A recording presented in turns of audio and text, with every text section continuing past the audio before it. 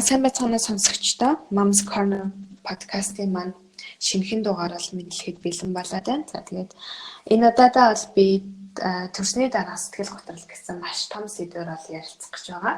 Тэгээд энэ шалтгаан бол хамгийн том шалтгаан нь юу байсан гэхээр бид нэр ерөөсөө энэ талаар ямар ч ойлголтгүй байдаг юм байна. За тэгээд ямар ч нэг тэмдэг илэрдгийн яаж одоо өөрийгөө эмчлэх ёстой юм. За сэтгэл зүйчтэй одоо харьцах ёстой юу, ёсгүй юу, яаж одоо сэтгэл зүйчд хандах ёстой гэдэг ингээд энэ талаар ерөөсөө ямар ч ойлголтгүй байгаа маань нэг том шалтгаан басан. Тэгтэл энэ сэтгэл төрсний дараа сэтгэл готрол маань зөвхөн одоо эхчүүдэд биш бас эрэгтэйчүүд бас тулгарч болдгийм байна гэдэг талаар би бас уншсан л да. Тэгэхээр энэ талаар бас мэдээлэл өгөхийг хүссэн. За хоёрдугаарт бол нөгөө хүүхдийн хүмүүжилд бол эцэг эхийн зан характер маш чухал. Тиймээс одоо сэтгэл готролд орсон хэрэг байгаа эцэг эхчүүд бол өөрсдөө яаралтай анхаараасай гэж одоо мэдүүлэхийг хүссэндээ бол энэ сэдвээр бол ярилцахаар бас юм аа. За тэгээд энэ удаагийн зочин маань болохоор гэр бүл анхаарлын төв байгууллагын захирал, за клиник сэтгэл зүйч хонгор зөвлөгч маань л оролцож байгаа. Тэгээд зочин маань өөрийгөө танилцуулаач. За сайн байцгаана уу ээжүүдээ. Намайг хонгор гэдэг. За би одоо байгууллага удирдах авч явахаас гадна яг клиник сэтгэл засал гэсэн мэргэжлэр докторийн зэргийг хамгаалж байгаа. Тэгээд бас 2 хүүхэдтэй. Бас ээж хүн тий. За тэгэхээр хоёулаа эхлээд ямар ч байсан төрсний дараа сэтгэл готрол гэдэг маань яг юу юм те? Ямар шинж тэмдэг илэрдгийг, за бусад сэтгэл готрлоос юугаар ялгаатай юм гэдэг талаар хүмүүстэй ойлголт өгсөндөө баг тий. За одоо төрсний дараа бол яг эмэгтэйчүүдийн маань нөгөө даавар эстроген болон прогестероны одоо ялгаралт одоо эрс багасдаг. За тэснэр бол яг бидний сэтгэл санааг тэнцвэржүүлдэг, одоо тогтвортой байлгадаг, мэдрэлийн дамжуулагч байдаг. Тэр одоо мэдрэлийн дамжуулагчийн маань хэмжээ бас багасдаг. Тэгээд тэгснэр бол яг сэтгэл готрох одоо шинж тэмдгүүд бол эмэгтэйчүүдэд бол ажиглагддаг байгаа. Тийм тэгээд ерөнхийдөө бол бас нөгөө англи хэл дээр ерөнхийдөө нөгөө baby blues гэж нэрлэдэг. Ерөнхийдөө нөгөө хүүхэд төрсний дараа бол яг энэ дааврын эрс одоо багталтаас шалтгаалаад те одоо серотонин гэдэг одоо мэдрэлийн дамжуулагч байдаг байхгүй юу. Тэгээ серотонин гэдэг одоо мэдрэлийн дамжуулагч маань багаснаар ерөнхийдөө нэг юм готрон юм үзэлтэй болчдгоо гэд тэгдэг. Тэгээд гэхдээ энэ одоо нөхцөл байдал маань ерөөхдөө нэг 2-7 хоногийн хугацаанд төрсний дараа тийм мэдрэмж төрж байгаад эргээд бол хэвийн байдалтай ордог байгаа. Тэгэхээр төрсэн эмэгтэй болгон бол төрсний дараах сэтгэл готролд бол яг ордоггүй. Ер нь бол хүмүүс бас их андуурдаг. Зүгээр нөгөө төр зургийн одоо сэтгэл зүйн хувьд тийм ээ таагүй байх, уйтгарлах, гуниглах тэр одоо мэдрэмжийг болохоор сэтгэл готролд орчлоо гэж бодоод байдаг. Гэтэл хүн болгонд сэтгэл готрлын одоо шинж тэмдгүүд бол ажиглагддаггүй байгаа. Тэгэхээр энийг нөгөө ялгаж салгаж ойлгох нь чухал.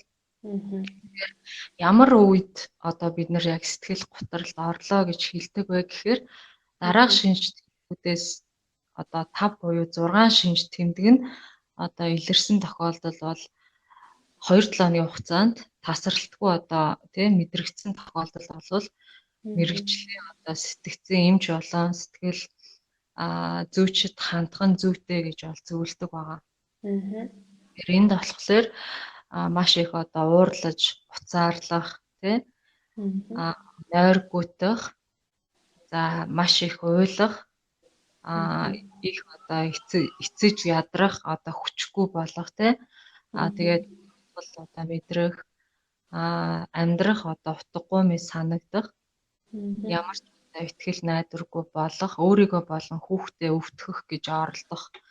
За энэ саяны дурдсан шинж тэмдгүүдээс 5-аас 6 шинж тэмдэг 2-7 хоногийн хугацаанд яг илэрсэн тохиолдолд сэтгэл готролд ерөнхийдөө орж ийна гэсэн дүгнэлтэнд хүрдэг байгаа. Тэгээд яг ийм шинж тэмдгүүд илэрж байгаа юм бол яг мэрэгжлийн одоо сэтгцэн эмч болон сэтгэл зүйчэд хандах хэрэгтэй болдог байгаа. Гэртээ хүүхдээ хараа сууж байгаа ээжнэр маань ер нь жоох ингээл за төрсөн гэлтгүүл хүмүүст чинь ингээл сэтгэл зүйн хямрал явагддаг штэ. Үе үе жоох ингээл готрах, гунях ч гэдэм үү. Тэрийгээс төрсний дараах сэтгэл готрол гэж онцлоод ах шиг санагддаг. Тэгэхээр тийм ээжүүд маань ер нь одоо өөртөө ямар арга хэмжээ авах хэрэгтэй юм бэ? Яг ч бас готролд орчоогүй шүү дээ. Тэгсээрнээсээ ингээл бас нэг л юм ингээд дотор нь болж өгөхгүй байгаад байдаг. Тэгээ ерөнхийдөө яг хуу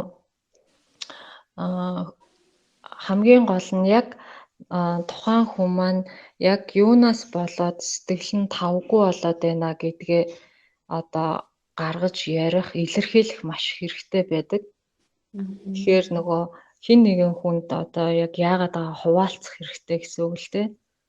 Тэгээ энэ үед болохоор бас яагаад нөгөө ганцаарцсан мэдрэмж төрдөг вэ гэхлээр юу гэдэг одоо ялангуяа ингээл ажил хийдэг байж байгаа л гівэндтэй декрет аваад тэгэл хийх ажилгүй болоод эсвэл нөгөө хүмүүсийн хүрээлэл байхгүй болоод ирэнгүүт маш их ганцаарцсан юм шиг мэдрэмж төрдөг л дөө. Тэгээд нөгөө хүүхдээ ингээл төрөнгүүт ч мэдээж ингээл нойр хооллоо хасаад ч гэдэм үү бие физиологийн хувьд маш их ядарсан байдаг. Тийм учраас энтэй холбоотойгоор маш их уурлаж бухимдах юмд амархан гомдох ч гэдэм үү иймэрхүү одоо шинж тэмдгүүд мэдээж бол илэрнэ. Тэгэхээр хамгийн гол нь яг юунаас болоод сэтгэл санаа тавгүй байна гэдгээ илэрхийлж гарах нь маш чухал байдаг л та. Нөхөр нь хэрвээ одоо ингээ ярилцаж сураагүй хаалттай хүмүүс яах вэ? Яаж нөхөртөөгөө ярилцаж сурах хэрэгтэй юм болоо?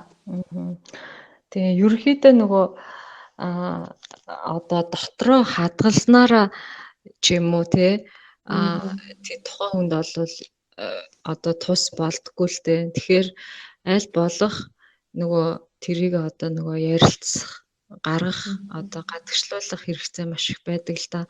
Эсвэл бол яг бүр одоо болохгүй бол тэмдэглэл хөтөлж болно. Яг одоо тухайн сэтгэл дотроо яг юу болоод байгаа дэвтэр дээр нэгэнгүү одоо бичихтэй. Гэтэ аль болох ярихыг одоо нээж өөрийгөө одоо нээж одоо ярилцах тэр зүйл маань одоо маш чухал байдаг л та. Тэгээд ерөнхийдөө бол нөгөө ингэж дийлэнх эмэгтэйчүүд ерөнхийдөө нөгөө эрэгтэй хүнийг одоо ялангуяа төрсний дараа маш их хайрлаж, маш их халамж үзүүлэндээ эсвэл бол маш их ярилцаж намайг сонсно гэсэн хүлээлттэй байдаг байхгүй юу. Гэтэл нөгөө тэр хүлээлтэнд нь хүрэхгүй болоод ирэнгүүт тоних, гомдох тийм асуудлууд айгүй их илбэг гарч ирдэг. Гэтэл бид эрэгтэй хүний бас онцлогийг таньж мэдэх айгүй хэрэгтэй байдаг л та. Эрэгтэй эмэгтэй хүмүүсийн ялгаа гэдээ ярихаар яалтчгүй нөгөө тархины ялгааг ярих хэрэгтэй болдог. Эрэгтэй хүмүүсээ эмэгтэй хүнийг бодоход болвол одоо лимбийн тогтолцоо гэж байдаг тархины одоо гүн хэсэг байдаг. Тэр лимбийн тогтолцоо нь эрэгтэй хүмүүсийн эмэгтэй хүмүүсийг бодоход хэмжээнд бага байдаг. Тийм учраас яг тэр хэсэг нь болохоор тухайн хүний одоо сэтгэл хөдлөлийг мэдрээд хариу үйлдэх чадварыг одоо тэгж хэлдэг байна тий. Тэгэхээр эмэгтэй хүмүүс бол яг нөгөө байглаасаа яг тэр лимбийн тогтолцоо бас том байдагтай холбоотойгоор альва хүнийг одоо нөгөө мэдрээд энэ хүнд яг ийм одоо хэрэгцээ байна гэдгийг мэдрээд тэрэнд одоо хариу үзүүлж хүүхдээ одоо асрах, инрэх, хайрлах ч гэдэм үү ойлгох тэр чадвар нь эрчүүдийнхээс илүү байдаг байхгүй юу. Гэтэл нөгөө эрэгтэй хүмүүс за эмэгтэй хүнийг ингээ хараад сэтгэл зүйн хувьд яг ийм одоо хэрэгцээ байна гэдгийг таньж мэдээд хариу үлдэх чадвар угаасаа сул байдаг. Тийм учраас нөгөө хүлээлтээс болоод бас их маш их одоо бухимдах одоо гомдох, туних асуудлууд маш их гарч ирдэг.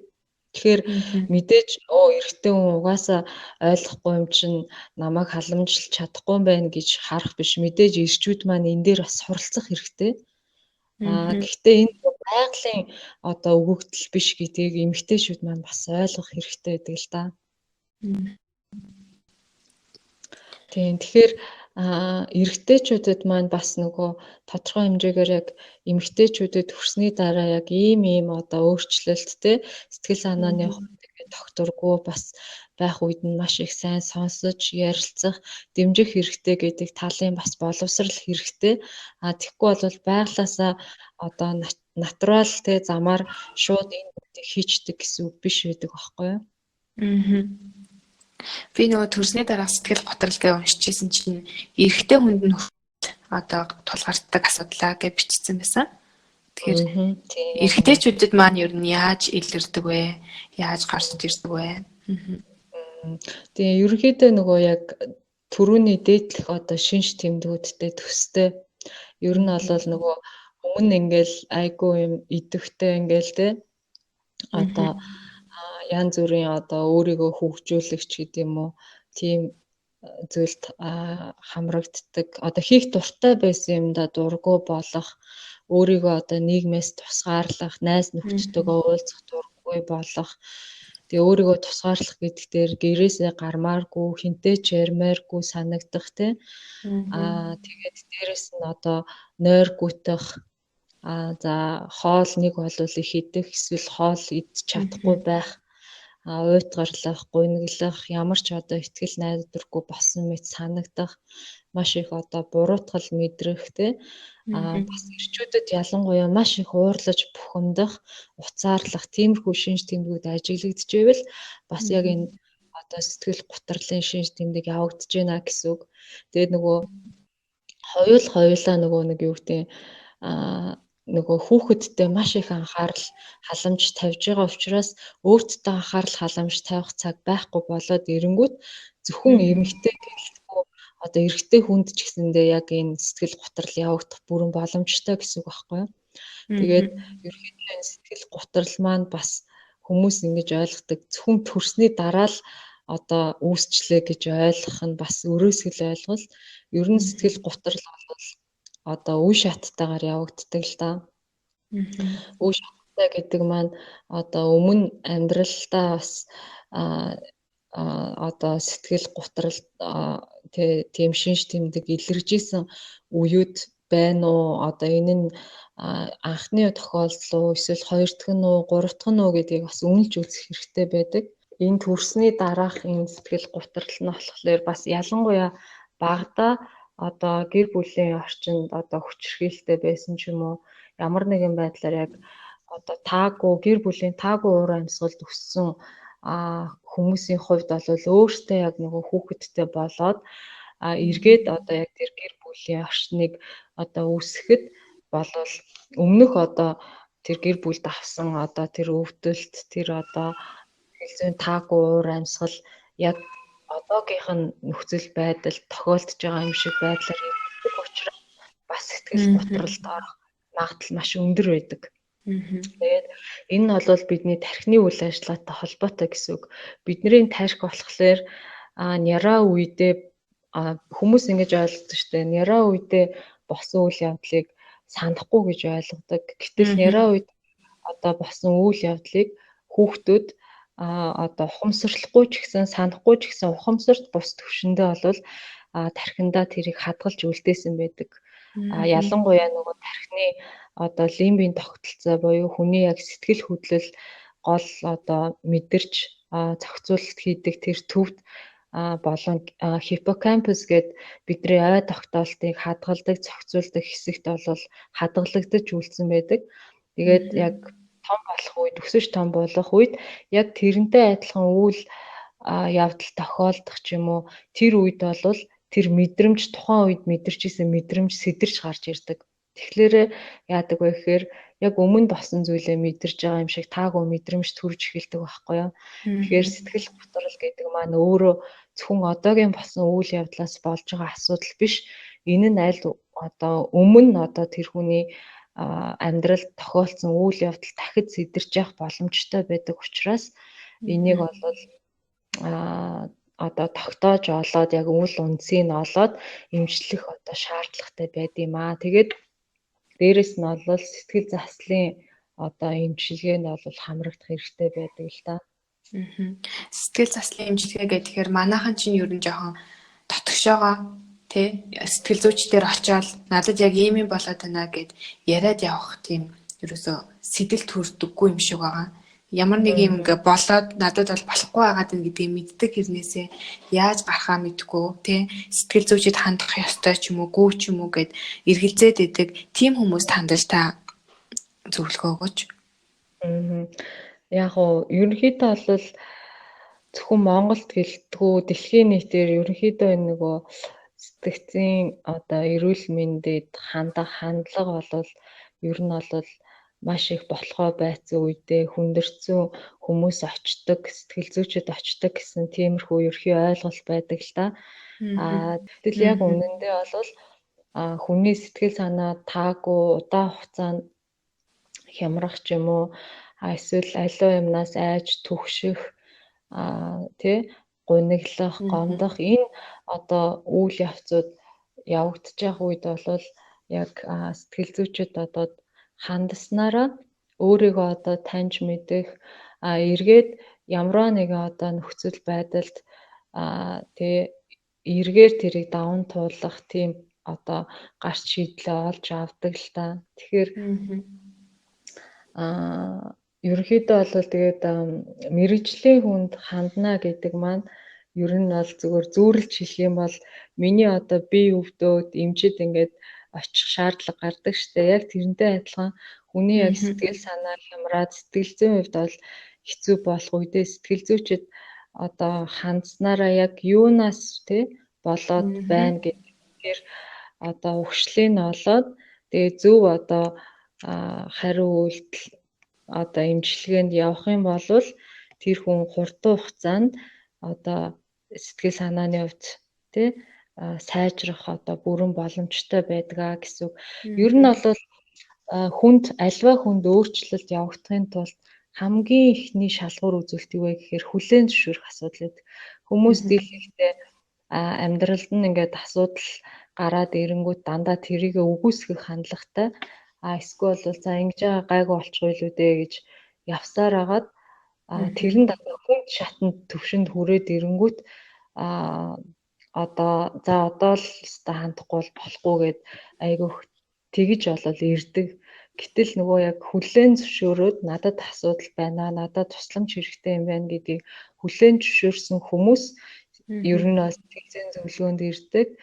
Тэгээд тийм хүмүүсийн хувьд бол бас эдгэрэх одоо тэр үйл явц нь бол илүү амар хялбар байдгаа гэсэн үг. Тэгээд анхандаа ингээд нөгөө зөвлөгөөн дээр ирж байгаа хүмүүсийг харах юм бол бас за би баг ярих юм байхгүй дээ. Одоо асуулт асууж гэдэг юм уу байдлаар аягүй ханддаг л та. Та тэгээд яг ямар асуудлаар хандыг шийдвэ? Яг ямар асуудал байна гэж асууж эхэлдэг ерөнхийдөө. Тэгээд тухайн хүний асуудлыг сонсоод тухайн хүн илүү их одоо нээлттэй асуултуудыг асуугаад ингээд явж явах үед тухайн хүн маань анх одоо би барыг юм ярихгүй байх та гэсэн хүн маань бүр цогцолтгүй 3 цаг одоо ямар ч цогцолтгүй ярьсан тийм үйлчлүүлэгч хүртэл байдаг. Тэр үйлчлүүлэгч маань бас эрэгтэй хүмүүс байдаг. Тэгээд ялангуяа эрэгтэй хүмүүс ирчээд за манай эхнэр намайг иргэсэн би одоо ярих юм алгаалээ бараг л юм асуугаатах гэсэн байдлаар хандаад гэтэл эрэгтэй хүмүүстэй адилхан ярих дотроо онгойлгох хэрэгцээ эрэгтэй хүмүүст байдаг байхгүй юу. Тэгээд яриад ирэхээрээ нэрээ энэ сэтгэл зүйн зөвлөгөөч миний бодож байгаа шал өөр юм байна. Би энэ аюулгүй орчинд те ерөөсөө хинч намайг одоо шүүхгүйгээр хинч намайг буруутгахгүйгээр би яг болж байгаа процесс үйл явцаа нээлттэйгээр ярьж болох юм байна гэсэн тэр мэдрэмжийг аваад ирэхээрээ ерөөхдөө хүмүүсийн хандлага бас яг өөрчлөгдөж ирдэг. Анх ирснийг бодох юм бол тэгээд огт нөгөө ерөөхдөө ярихгүй байна гэсэн тийм тохиол ер нь л гарч байгаагүй ер нь. Тэгэхээр би нөгөө пэйж дээрээ за ерөнхийдөө төрсний дараа сэтгэл гутралд орсон гэж бодож байгаа ээжүүд маань өөрийнхөө тухай бичээ яваатаач гэд хэлсэн. Тэгэхэд маш их олон ээжээс бол хандлт ирсэн л дээ. Тэгээд тэр дундаас би дөрвийг нь сонгоцсон. Тэгээд тантай бас нөгөө кейс дээр ярилцвал илүү ойлгомжтой болоод ирнэ гэд хоёлаа ярьсан тий. Тэгэхээр би уншаад өгчгөө. За тэгдэг. За тэгээ. За эхнийх нь болохоор төрөөд 3 сар болж байгаа. Тэгээд хүүхэд маань уйлж аашилдгүй ч гэсэн би өөрөө л жоохон готраад байх юм аа. Хүүхдээ сайн харж чадахгүй байгаа юм шиг янз янзын бодол эргэлдэж шүнж нойр хүрдэггүй. Тэгээ охиных нь аав нь болохоор жирэмсэн байхад нь орхио явцсан тоодоггүй байсан юм байна л да. Тэгээд удалгүй болохоор хамт байгээд сар гаруй хугацаанд хамт байсан ч гэсэн өөр хүнтэй яваад тэгээд ерөнхийдөө л одоо салцгаасан. Гэхдээ тэр хүнийг ингээд бодохоор ингээд уур нь хүрээд бүр ингээд хүүхдээ тэр хүн болохоор шидчихээ шүү, савчээ шүү гэж хэлж ийсэн юм л л дээ. Тэгэнгүүт нөгөө мартыг гэсэн чи зөвөн хүрээд яаж тэр хүнийг одоо муу явуулах уу гэдэг айгүй ингээд муу бодол дарагдаад байгаа юм байна л да. Тэгээд яаж энэ үеэд авах вэ? Тэгээд хугацаа өнгөрүүл дээрдэх ч гэсэндээ сэтгэл санаагаар уналгүйгээр энэ үеэд аваад гарчмаар байна гэсэн байна. Тэгээ энэ кейсэн дээр болохоор яг уу энэ одоо хүн маань ингэж хэлсэн ба штэ сэтгэл санаагаар унахгүйгээр яаж энэ үеэд авмаар байна гэд тий. Энэ дээр би нөгөө гол нөгөө зүгээр өргөлтийн нөгмөр санагдсан. Ерөөхдөө нөгөө энэ кейсэн дээр болохоор жоохон хэцүү кейс байгаа. Яагаад гэвэл одоо нөхөр нь ингээд нөгөө одоо хаяад явчихсан тий. Гэтэл одоо өөрөө хүүхэдтэй ингээд үлдэж байгаа тийм одоо нөхцөл байдал байгаа. Тэгээд энэ тохиолдолд бол яг тухайн хүн маань маш их одоо хэцүү сэтгэл санааны хувьд ч гэсэн маш хэцүү байх нь аргагүй. Тэгэхээр энэ одоо сэтгэл санаа маш ихээр унаад ийм одоо үеэ одоо тий ямарч одоо сэтгэл санаа унахгүйгээр давна гэсэн юм ер нь бол хэцүү. Тий. Тэгэхээр энэ одоо талаараа ялангуяа болж өгвөл мэрэгжлийн одоо сэтгэл зүйчэд хандаад энийг сэтгэл санааныхаа байдлыг тий тайван болгох ч гэдэм үү яг тийм алхам хийхгүйгээр явах нь бол цаашлаад нөгөө өөрт нь болон хүүхдэд бол маш их хор хүнээлттэй байна гэсэн үг л дээ. Тэгэхээр ер нь бол мэрэгжлийн хүнд хандах нь л энэ хүнд бол хамгийн зөв сонголт болж байна тий. Энэ хүнд энэ одоо кейсэн дээр бол яг тийм байгаа. Хэдийгээр ингээд нөгөө яг уу ээж нь маш сайн хүн, ээжтэйгээ ингээ ойр байдаг ч гэсэндээ яг ээжтэй болж байгаа бүх процесс, юу бодож байгаа, ямар мэдрэмж төрсөн гэдэг бүх юмаа хуваалцах чадахгүй шүү дээ. Ер нь бол гэтэл нөгөө яг энэ одоо болж байгаа бүх үйл явц дотор мэдэрж байгаа мэдрэмж бодол энэ бүх зүйлээ одоо мэрэгжлийн хүнд хандаж ярьснараа тэр хүн илүү их тайвшрах, тэр хүн илүү их одоо тий энэ үеэд давж гарахт нь илүү тус төхөн байна гэсэн үг ер нь бол. Хоёр дахь кейс нь болохоор нөхөртөөгөө суугаад 1 жил болж байгаа. Хүн 7 сартай анхны хүүхэд нь юм байна. Тэгээ нөхөр нь болохоор сурахаар гадагшаа явчихсан. Тэгээ хадам аав ээжтэйгээ амьдардаг ийм хүн байгаа юм байна. Тэгээд анхны хүүхэд болохоор ер нь нэлээд туршлагагүй тэгээд өөртөө цаг зав гаргаж чадахгүй байгаадаа нэлээд стресстэй. Тэгээ нөхөр нь ч өөрөө ер нь бол явцсан байгаа хэрнээсээ одоо их нэртэй санаж ийн гэж хэлдэггүй зөвхөн хүүхдээ л яаж ийн гэж асуудаг гэд тэрэнд нь нэлээд жоохон эмзэглээд байгаа юм байна. Тэгээд өмнө нь ингэж бол готролд орж байгаагүй. Тэгээд декретээ аваад хадминдаа амьдарч ихснээс хойш ер нь бачимдаж ихсэн. Тэгээд тустай амьдрыг гэхээр нөхөр нь ерөнхийдөө нэг айлын баг учраас гал голомтоос гэж аав ээжиндээ эхнэр хүүхдээ байлгаж байгаа. Хожуу хүнтэй суусан. Тэгээд гинэт гэртээ хүүхдээ харах болсон бас энд нөлөөлж ах шиг байна. Энд дээр дандаа төрүүлж уралдаг, намайг уралхаар зүгээр болоод ханаа гээд явцдаг. Тэгээд би мартаад уучлаад гарчихдаг. Гэхдээ хүн нэг зөөлөн хүн байгаамаа. Би нөхөртөөгөө цаашид яаж харилцах вэ? Байнга л гомдлоод, гоншгоноод байх уу? Эсвэл бүр тоохгүй байх уу? Тоохгүй бай гэхээр чадахгүй тэр хүнийг өөрчлөх гээд яавал дэвэ гэд асууж байна. Тэгэхээр энэ хүний хувьд болохоор ингэсэн маш тэ нөгөө нөхрөөсөө хол идэг. Тэгээд энэ нөхрөөсөө болохоор сайхан үг тайвшруулсан үг эсвэл санаж байна гэсэн үг ерөөсөө сонсдоггүй. Тэгээд ерөнхийдөө бол анхаарал хадамж айгу муу байдаг. Хадам аав ээжтэйгээ амьдардаг. Тэгээд хүүхэдтэйгээ өдөржин зуралддаг гэсэн гол одоо санаанууд нь ерөнхийдөө энэ байгаа байхгүй юу? Тэгэхээр яг үнэхээр яг нөгөө мэдээжийн хэрэг одоо нөгөө хамгийн чухал хэрэгтэй одоо ойлгож дэмжиж туслах яг үе дээр нь одоо нөхөр нь яг хажууд нь байхгүй тохиолдолд үнэхээр яг ийм хэцүү нөхцөл байдалд байгаа одоо эмэгтэй байгаа байхгүй тий. Тэгээд ер нь л одоо эмэгтэй гэлтгүй хүмүүсийн одоо хувьд үргэлж одоо хин нэгэн хүн намайг хайрлаасай тий намайг ойлгоосой гэсэн тэр одоо хүсэл бол байж идэг тий. Тэр ялангуяа одоо нөхрөөсөө тий намайг одоо ойлгоосой, намайг сонсоосой, намайг хайрлаасай гэсэн тэр нөгөө хүсэл нь байж идэг. Гэтэл тэр хэрэгцээнд ингээд хангахдаггүй байгаад ирэхээр сэтгэлээр унах, туних, уурлах, уцаарлах ч юм уу тий иймэрхүү одоо мэдрэмжүүд төрж байгаа байхгүй юу? Тийм тэгээд хамгийн гол нь нөгөө тухайн хүнийг хайрлж гин гэдэг тэр мэдрэмж ямар үед төрдөг вэ гэхээр одоо тухайн хүн намайг ойлгож байна гэсэн тэр мэдрэмжийг авах байдаг байхгүй юу? Тэгэхээр тэр ойлгож байна гэдэг мэдрэмж нь одоо ямар үед үүсдэг вэ гэхээр хин нэгэн хүн намайг яг сонсох үед үүсдэг. Тэгэхээр нөгөө нэг тэр хүний чинь хувьд нөгөө өөрийнхөө болж байгаа бүх юмэгтэй ингээд сайхан яриад одоо тэгэнгүүт нөгөө нэг талаас нь нөгөөдгийг чинь сонсож хүлээж аваад тайвшруулах энэ хэрэгцээ нь юу н хангахдаггүй байна гэсэн үг байхгүй юу? Тийм учраас нөгөө сэтгэл санаагаар унах тий дээрэс нь нөгөө хадам аав ээжтэйгээ хамт амьдарч байгаа болохоор хүн хизээч нөгөө өөрийнхөө байж чадахгүй.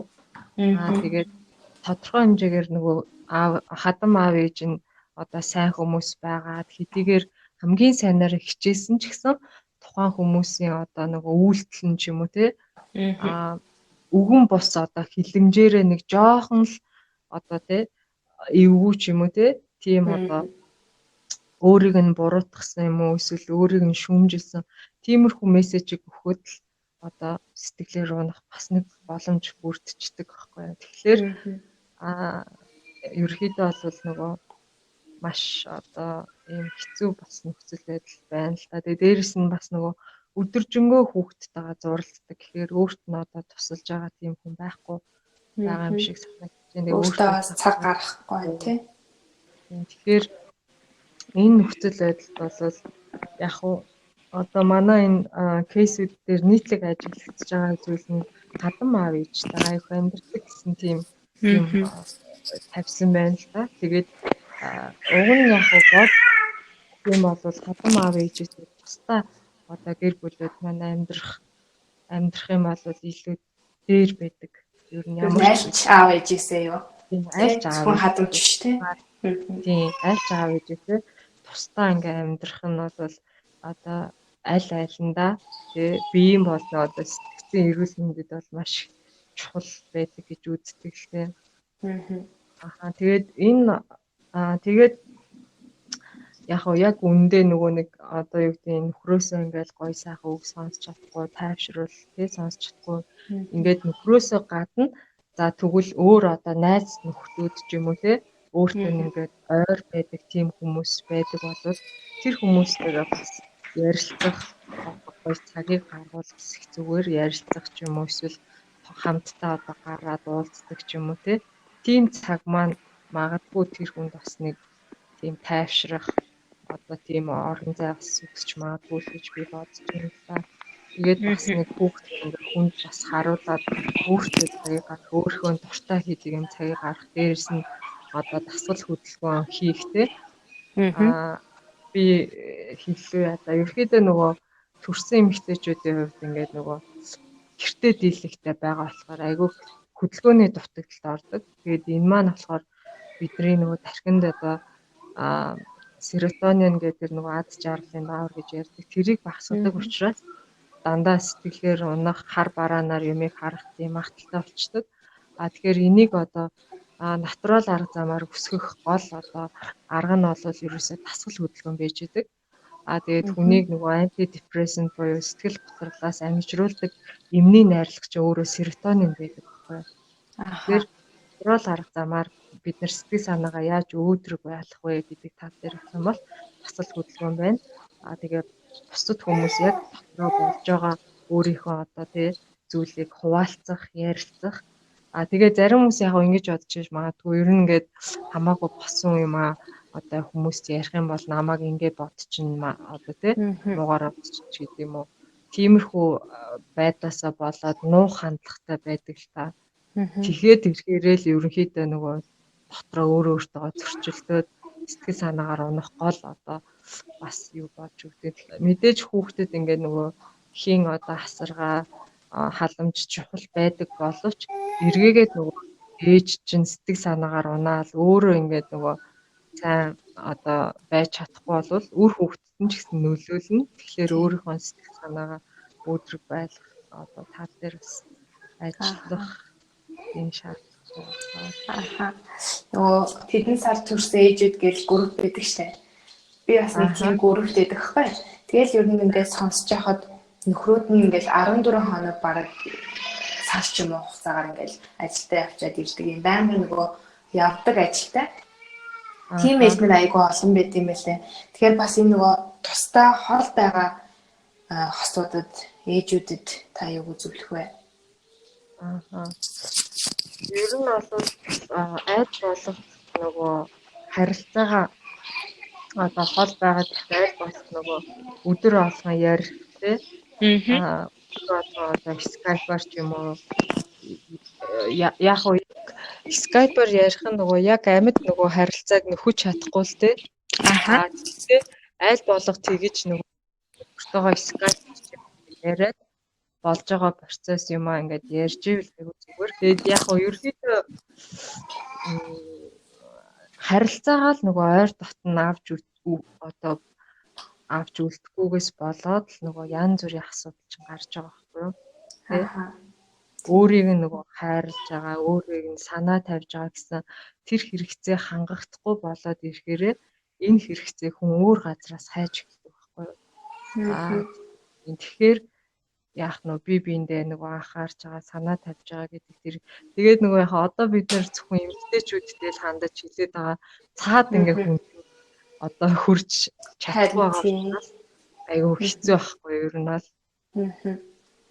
Тийм. Тэгэхээр нөгөө зөвлөгөө маань бас яг ингээ хоёр хүнд ингээ хандсан биш болчихгоо байна.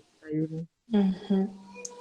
За 3 дахь кейс нь болохоор төрөөд 2 сар гарan болж байна. Ер нь төрснөөсөө хойш маш уцаартай, ууртай болсон. Юм л бол нөхөртөөгөө ам урийдаг, хэрэлцдэг болсон. Дээрээс нь бид 3 манай аав ээжтэй хамт амьдардаг. Манай нөхөр ер нь их дураараа доотоо тоглодог, найз нөхд нь их уруу татж шоуддаг. Намайг төрсний дараа засрах байх гэж боддог байсан ч намайг төрөөд 7 хоног байхад биси тоглоно гэд гарсан. Дандаа шүн тоглодог, орой гараад л өглөө юм уу үүрээр ирнэ. Эхний сарч ээж минь амралтаа аваад хажууд байсан болохоор өдөртөө хантай байсан. Манай нөхөр хажууд нь ажил хийдэггүй байлаа. Тэгээд ээж хамт байдаг болохоор өдөр дуцаал оролдохоос өөр юм хийдэггүй. Хүүхдээж гадаа авч гардаггүй. Тэгээд удалгүй би ятгаж байгаад ажилд оруулсан. Гэтэл ажлаар далимдуулж гадуур тэнээд заримдаа бүр гэртээ ирж хонохоо болсон. Эрт ирсэн өдрүүддээ 5 минут ч хүүхдээ авдаггүй уцаа оролддог. Би л хүүхдийнхээ хажуугаар гэр орон хоол унд хүүхдийн хувцс хунраа авгаа зохицуулдаг. Нөхөр маань юу ч хийхгүй мөртлөө хувцс угаасангүйгээ загнах болсон. Саяхан нөхөр маань фэйсбүүк дээр ууж байгаа зураг хийсэн байсныг аав хараад их уурлаж шүн орж ирэхэд нь хатуухан хэдүүг хэлсэн чинь уурлаад гараад явсан. Тэгээд над руу хов зөөлөө гэж уурлсан. Тэрнээс хойш гэртээ ирээгүй, охинооч асуу залгаагүй. Охиноо бодохоор өрөвдөгч уур хурж бачимдаад байх юм аа. Яавал дээрвэ гэсэн байна. Тийм. Яг юм PC тоглоом тоглодог. Тэгээд нөхөр нь ерөөсөө дэмжлэг байхгүй, хадминдаа амьдардаг. Аав нь хатуу хэлсэн чинь нөгөө нөхөр нь гомдоод гэрээсээ явчихсан гэсэн нэг тийм нөхцөл байдлын талаар бичсэн байсан л да. Тийм. Тэгэхээр энэ нөхцөл байдалд бол айгүй бас амаргүй. Ягаад гэхээр нөхрийн хувьд бол ерөөсөө л тоглоомонд ондчихсон. Одоо видео тоглоомонд ондчихсон. Тэгээд өөрийнхөө нөгөө одоо үүрэг хариуцлагыг үүрдэггүй тийм ээ. Одоо хүүхдээ одоо жишээлбэл 5 минут ч агаарт аваад гардггүй гэж байгаа байхгүй юу. Тийм. Тэгэхээр нөгөө өөрийнхөө үүрэг хариуцлагыг мэдрээгүй, үүрдэхгүй тэгээ дээрээс хадминдаа амьдэрдэг. Тэгэл нөхөр нь гарч яваал одоо ингээл алга болчдөг. Айгүйх нөгөө ажилд оронгууд ажилдаа ингээл баг гэртээ үзэгддгүү, арх удаг ч гэх юм уу тий. Энэ нөхцөл байдлын тухай бичсэн байсан л да. Тэгээд энэ дээр бол маш хэцүү. Ерөнхийдөө видео тоглоомд донцсон хүмүүсийн хувьд бол яадаг вэ гэхээр тоглоомноос нь өөр юм л ерөөсөө тэр хүн ботхоо болчдөг байхгүй юу. Тэр одоо байнгын л нөгөө тоглоом гэсэн хүсэлтэй л яваад тийм. Тэгэл сүүл рүүгээ тэр нь даймжраал худлаа үнэ ярина тий. Ер нь л нөгөө донтолтын шинж тэмдэг чи ер нь тэр штэ тухайн зүйлийг хийхин тулд бүхий л одоо зүйлийг золиослол одоо тэрийгээ өгүүлж ивэл одоо санаа намардаг ч гэдэм үү тийм болчтой. Тэгэхээр энэ бол маш хэцүү кейс ер нь бол.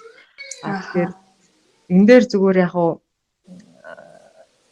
аль болохоор нэг хэлэх зүйл нь юу вэ гэхээр аль болохоор тухайн хүнд нөгөө үүрэг хариуцлагыг нь үүрүүлэх одоо тий одоо жишээлбэл хүүхдээ одоо салхилуулах гэвэл заавал салхилуулахыг одоо тий шаардах тий өөрөө одоо нөхөр хүний хувьд ямар үүрэг хариуцлагатай бай тэр бүх зүйлийг өөрөөр нь үүрүүлж амсгал тэгэхгүй ерөөдөө ингээд донцсон гэр бүлийн гишүүд нь болохоор тухайн хүнийг нөгөө айгүйх донцсон хүнийг айгүйх өөгшүүлэх тийм одоо хандлагатай болчдөг л доо. Өөгшүүлнэ гэдэг маань тухайн хүний гаргаж байгаа зан аашийн төвчээл өмнөөс нь одоо өмгөөлж хамгаалаад тийм ээ. Жишээлбэл одоо ажил руу ажилдаа нөгөө нэг тоглоомоо тоглоод очиог байх үед нөгөө манаа нөхөр өвдсөн юм аа. Уучлаарай энэ төргээ өмнөөс нь ярих, уцаар ярих ч гэдэм юм уу те. Тэр хүнийг нөгөө өмгөөлж хамгаалж байгаа энэ хэлбэр нь тухайн хүнийг тэр аливаа зүйлд донтоход илүү их одоо түлхэц нөлөөлөл болж ирдэг тий. Тэгэхээр тэр одоо юугийн зан үйлийн одоо дэмжихгүй байх үүднээс аль болох үүрэг хариуцлагыг өөрөөр нь мэдрүүлж өмнөөс нь одоо үүрэг хариуцлага үүрэхгүй байхыг хичээх нь бол чухал байдаг. Ерөнхийдөө яг нөгөө Монгол гэр бүлүүдэд ажиглагдж байгаа нийтлэг зүйл юу байдаг вэ гэхээр ер нь сэтгэл санааны хувьд аав ээжээсээ дандаа хамааралтай тийм нөхцөл байдал байдаг байхгүй. Тэгэхээр нөгөө тухайн гэр бүлийн асуудал нь өөрийнх нь нөгөө гэр бүл дотор шийдэгддэг дандаа тэрнээс хайлаж одоо өөрийнхөө аав ээжтэй хэлээл эсвэл нөгөө хадам аав ээжтэйгээ оролцуулангуудаа ингээл нэг гэр бүлийн биш бүр ингээд бүлэг хүмүүсийн бараг маргаан асуудал болоод тэрийг шийдэхэд улам төвөгтэй болждаг. Тэгэхээр нөгөө бидаа нь одоо сэтгэл санааны хувьд бидаасан гэр бүл байна гэж юу хэлээд байгаа юм бэ гэхээр ямар ч үед асуудал маань өөрсдөө бие биенийхээ асуудлыг шийддэг, бие биенийхээ гэр бүлээсээ нэгдүгээрт тавьдаг. Тэгээд одоо өөрсдийнхөө асуудалд аль болохоор өөрийнхөө аав ээжийг болон хадмынхаа одоо талыг оролцуулахгүй байх юм байр суурьтай байх нь уг нь одоо чухал тооцогддог л доо. Гэхдээ яг Монголын хувьд ингээд ахуй соёлын нөлөөнөөс эдийн засгийн хүчин зүйлээс гээл айгүй олон нөхцөл байдлаас болоод дандаа л нэг мэтгэл одоо хадам аав ээжинд амьдардаг ч гэдэм үү байдал ирчдэг. Тэр нь бол угаасаа амархан нөхцөл байдал биш байхгүй юу? Сэтгэл санаанд сүргээр нөлөөлнө. Тэгэхээр бол ойлголцож амьдрна гэдэг бол маш хэцүү байдаг. Тэр байтугай гэрээ одоо өөрийнхөө ээж аваас ч юм уу хадам ээжийн гэрээс хол одоо амьдрах нь бас их зүгээр байдаг л та. Ойр байнгут ингээл бүх асуудалд нь оролцоол тий. Тэгэл тэр нь ингээл уурж бухимдаал ингээд гомдох янз бүрийн шалтгаан болдог. Тэгээд ерөнхийдөө нөгөө би ингээ хэлэх юм бол хүмүүс ингэдэг байхгүй өөр төрж байгаа сэтгэл хөдлөлийг одоо хин нэгэн хүнд дандаа ингээ нялзаадаг тиймэрхүү юмнууд гэдэг байхгүй юу. Одоо жишээлбэл хадам аав ээжтэй гомдоол тунаал тэнгүүт тэр тунсан одоо байдлаа хадам аав ээжтэй гарахгүй эргээд нөхөртөө гар.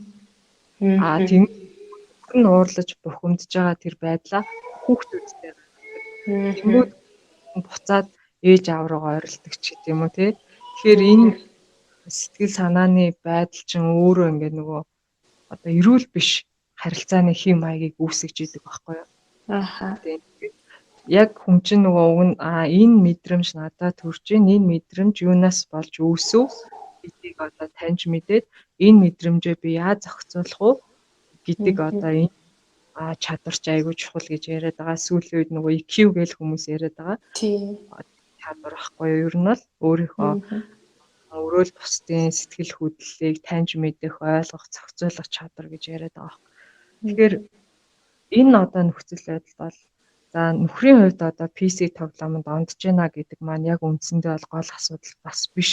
Энэ нь цаана нөхрийн хувьд сэтгэл санааны хувьд хямралтай байгаа учраас тэрнийгээ одоо зохицуулах нэг арга хэлбэр болгож байна гэсэн. Тэгэхээр сэтгэл зүйн хувьд бас ямар нэгэн байдлаар асуудал байгаа учраас онцгой байна гэсэн. Тэгэхээр ер нь бол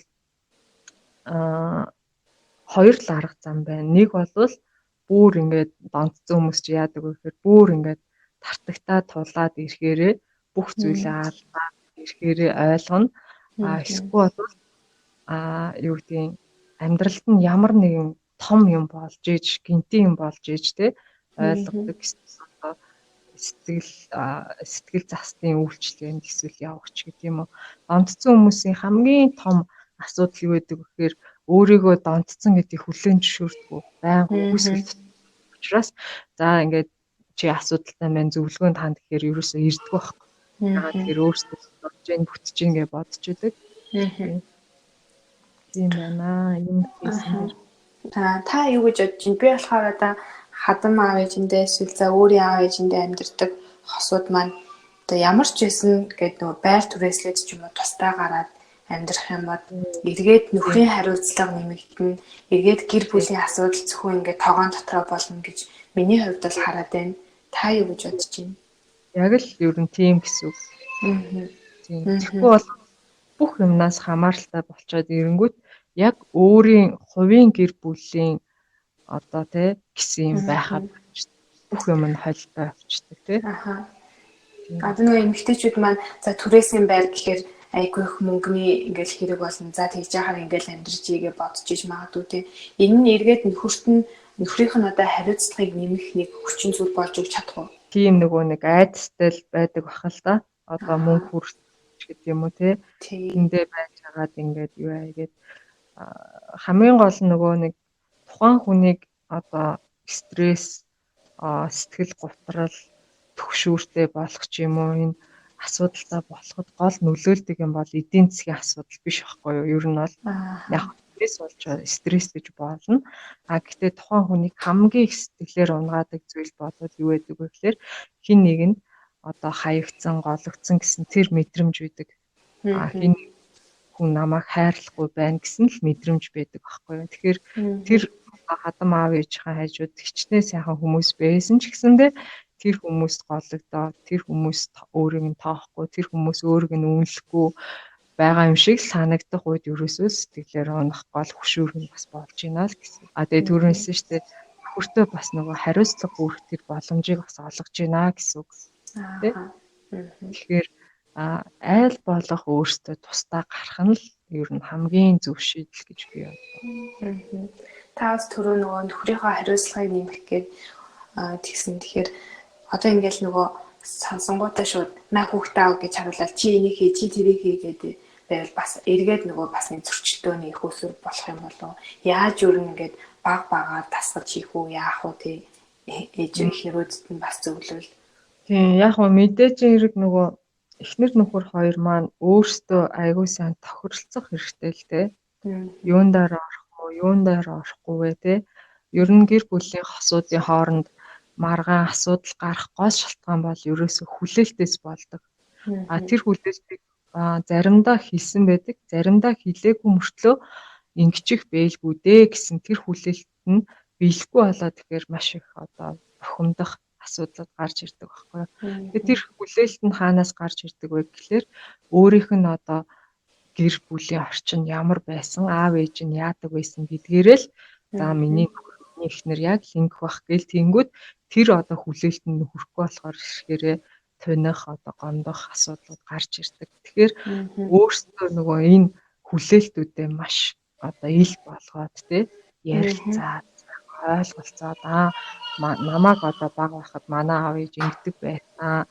Одоо тий манай ээж ингээд надад ингээд цай өгдөг өө. Би хоол аяглах дургүй чи надад аягалж өгвөл яасан юм бэ ч гэдэг юм уу тий. Эсвэл манай аав гэдэг байсан. Хоёлоо хүүхдээ ингээд чи ингээд ядарч ирсэн ч гэсэндээ чи тодорхой хэмжээгээр амарсныхаа дараа чи хүүхдүүдтэй аваад тоглоцсон гарвал бас надад бас туслахаар байна ч гэдэг юм уу тий. Өөрсдөө тэр яг юу хүсээд байна гэдэг тэр одоо хүсэлт тэр хүлээлтээ маш сайн тодорхой болгоод хоёлоо ойлголцсон тохиолдолд тэрийгэ биелүүлэх гэж хоёр талаасаа хичээх хэрэгтэй л болно шүү дээ тий. Дөрөв дэх кейс нь болохоор миний хувьд сургууль төгсөөд шууд намран жирэмсэн гэдгээ мэдээд бэр гуйлгаад юу болвоогүй юу нэг гэрт хадминдаа амьдарч эхэлсэн. Сэтгэл гутралд сүүлдээ зүрхэндээ уучлахгүй байх тийм хөндөй байдалд хүрсэн. Бас ямар ч ажлын туршлага чаддаг зүйл байхгүй маань гутралд оруулж байсан. Нөхөртөөгөө угаасаа үр дүнтэй ярилцдаггүй болохоор найзтайгаа санаа тавиасаа гэж хүлээн.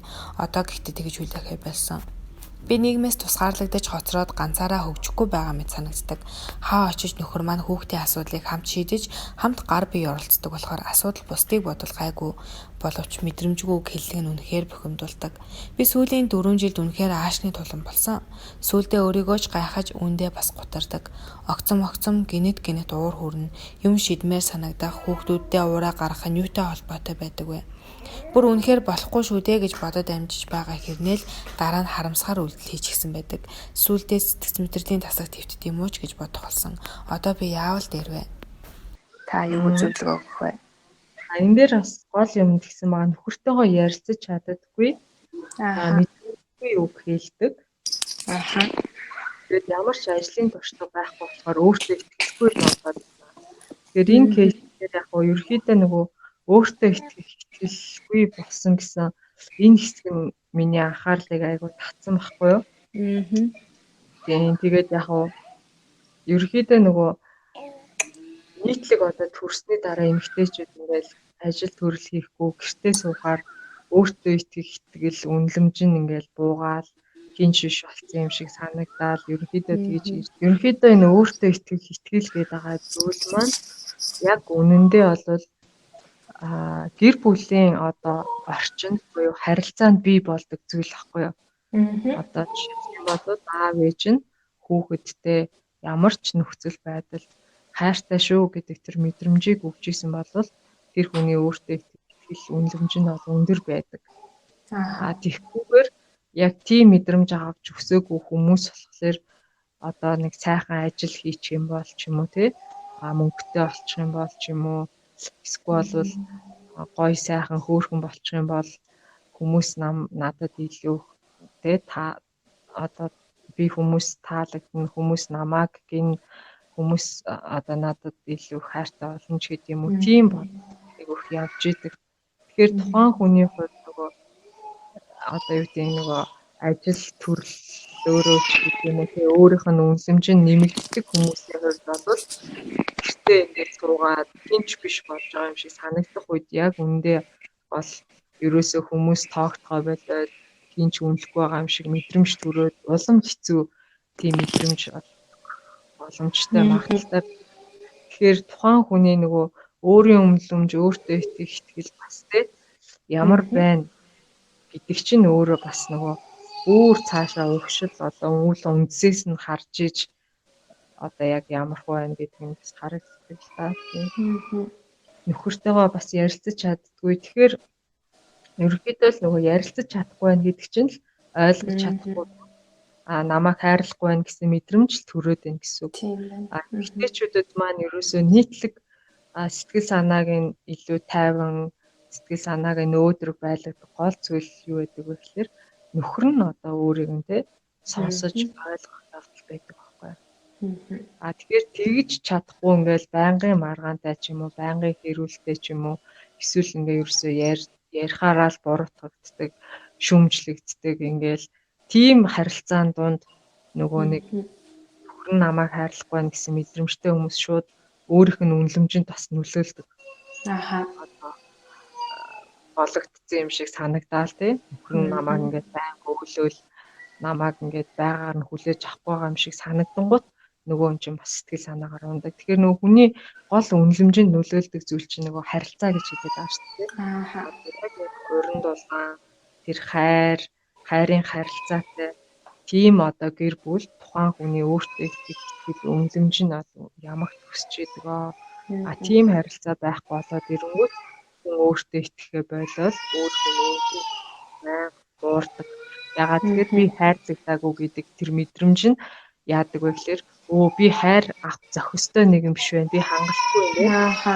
Би болгоцсон учраас би ийм байгаа юм байна. Эргээд нөгөө өөрийгөө айгүйх буруутгаж хүлээж авдаг байхгүй юу? Аха. Энэ хүн маань тэгээд нөгөө өөртөө итгэлгүй байгаа гэдэг. Одоо ингээл эргээд ажилд орё гэл тэгэхээр бас нөгөө нэг өөртөө итгэлгүй зан нөлөөлөл бас хойш суух нэг хандлага болоод гэж бодоод байна л та.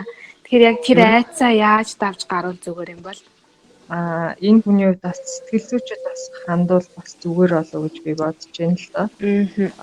Яг өөртөө итгэлгүй болгож байгаа хүчин зүйл юу байна те? Наашид энэ яаж анхаарах уу? Энэ төр гэдэг тал дээр бас зөвлөгөө зүгээр юм болов гэж би бодож байна. Тэгээд аха. За хоёлаа сая 4 кейс дээр ярьсан. Энэ 4 кейс маань өөрөө яг төрсний дараах сэтгэл готрол мөн үү? Ер нь кейсүүдийн алин дээр нь ч одоо яг сэтгэл готролд орсон гэсэн шинж тэмдгүүд бол ер нь бол ажиглагдаагүй. Гэхдээ хамгийн ихний кейсэн дээр бол ер нь бол жоохон хүнд тал руугаа одоо би санагдсан надаа. Гэхдээ яг бүр сэтгэл готролд орсон уу гэхээр ороогүй. Гэхдээ ерөнхийдөө бол нөгөө стрессийн түвшин нэлээд одоо өндөр түвшинд явж байгаа хүмүүс гэж хэлж болно. Сэтгэл готрол гэдэг маань зүгээр л нэг өдөр болчихдаг зүйл биш байхгүй юу? Энд чинь өөртөө ч нөхцөл байна гэсэн үг ер нь бол яг сэтгэл гарсан гэсэн нь бол харагдахгүй байна л да. Одоо стресстэй хүмүүс маань удаан явбал ер нь готролд орно л гэсэн үг шүү дээ, тий? Яг үнэ. Тусламж авахгүйгээр ямар нэгэн тусламж хэмжлэг авахгүйгээр хүн удаан хугацаанд яг ийм одоо харахаг стресстэй байх юм бол тухайн хүн готрон, тухайн хүн төвшөөрт орно. Тэгэхээр одоо ер нь бол арга хэмжээ авах хэрэгтэй. Гэсэн үгтэй ер нь бол. За тэгээд ямар ч байсан ээжүүдтэй бас одоо хүүхэд төрүүлнэ гэдэг маань мэдээж хэрэг одоо маш том ажил тийм ээ. Маш сайхан бас гэр бүлийн аз жаргал байдаг. Тэгээд яг ялангуяа одоо хүүхдүүд маань 0-аас 3 наснд ялангуяа ээж одоо их хүний тэр хайр халамж маш хэрэгтэй байдаг. Ялангуяа хүүхдийн сэтгэл зүйн хөгжил эд явагддаг үе байдаг учраас энэ үеийг тийм ээ одоо маш сайн одоо давж туулах нь бол чухал гэд юм аа. Тийм болохоор энэ тал дээр бас анхаарад авах юм бол ирээдүйд ялангуяа өөр хүүхдүүдийнхаа одоо сэтгцийн эмгэг дээр тий маш том одоо чухал зүйлийг хийж байна гэсэн үг. Тийм учраас яг зөвхөн эхнэр хүн гэлтгүй нөхөр хүн хоёулаа энэ үеийг тий хоёулаа авч гарах ёстой л нэг үе. Тэгэхээр нөгөө одоо хин нэгэн хүнийг тэ энэ чи юм байна би юм байна гэх биш хоёулаа л нөгөө нэг зорилготой байгаа учраас хоёр талаасаа хичээгээд энэ үеийг давж гарч чаднаа гэж яг уриалгаар байна. За тэгэхээр миний урилгыг хүлээн авсан манай ээжүүд маань гоё зөвлөгөө өгсөн танд маш их баярлалаа. За баяртай. Дараагийн дугаараар эргээд уулзъя.